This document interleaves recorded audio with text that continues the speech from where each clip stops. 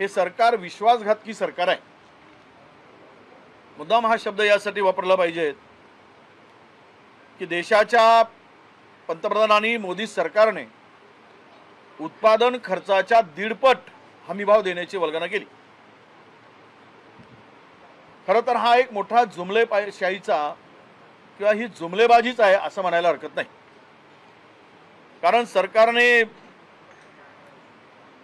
कुठल्याही शेती मालाला 1.5 हमीभाव दिलेलाच नाही। 2013 मध्ये सोयाबीनला जे दर मिळत होते ते दर जर शेतकऱ्याला 2024 मध्ये मिळत असतील 4600 रुपये, तर शेतकऱ्यांना फसवण्याचं काम या महापापी महायुतीने केलं असं म्हणायला हरकत नाही।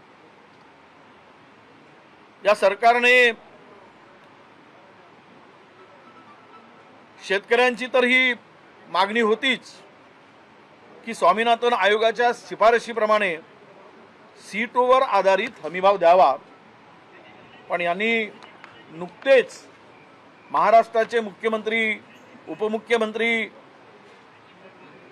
निवडणुकीत मोठी हार पत्करल्यानंतर महाराष्ट्रामध्ये काही पंतप्रधानांना सांगतील आणि या हमीभावात सुधारणा होईल अशी आमची अपेक्षा होती। पण या दोघांनी मात्र मुख्यमंत्री आणि 2 उपमुख्यमंत्र्यांनी शेतकऱ्यांचा विश्वासघात केला आहे हे यामध्ये दिसते आहे। एकनाथराव शिंदेजी मुख्यमंत्री कृषी मूल्य आणि किंमत आयोगाच्या बैठकीत गेले होते कृषी मूल्याच्या, त्यावेळेस आम्हाला असं वाटत होतं की सोयाबीन आणि कापसाचा मुद्दा ते उपस्थित केले तिथे, आणि सोयाबीनला 5100 रुपये हमीभाव द्यावा अशी मागणी सुद्धा मुख्यमंत्र्यांनी केली। पण मिळालं काय?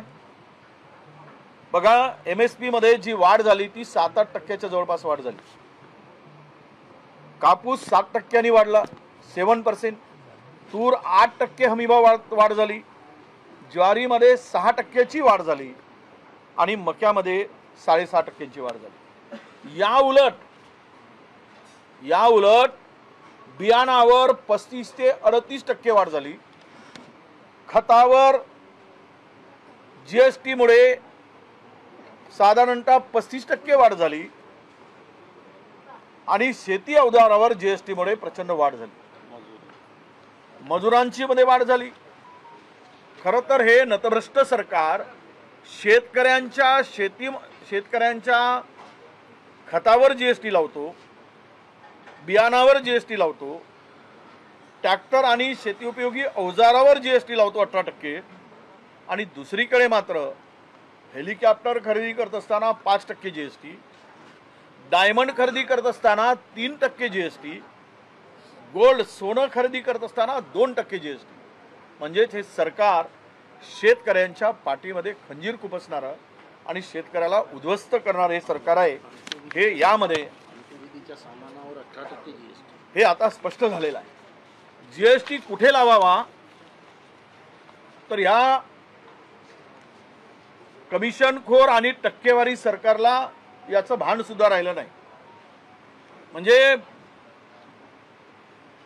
अंत्यविधीच्या सामानावर, प्रत्येक सामानावर 18% GST यांनी लावला।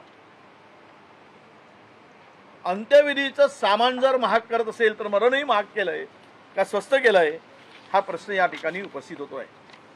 आम्ही गेल्या 10 वर्षात आपण पाहतो या कोणतेही संदर्भात घेतलेले जे निर्णय आहेत तुम्ही काढून पहा, हे सर्व निर्णय शेतकरी विरोधी आहेत।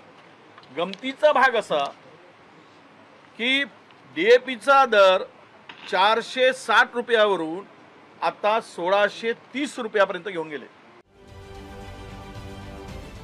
महाराष्ट्रातील सर्व बातम्यांचे विश्वासार्ह व्यासपीठ, सकाळच्या सर्व सोशल मीडिया प्लॅटफॉर्मला लाईक, फॉलो आणि सबस्क्राईब करा।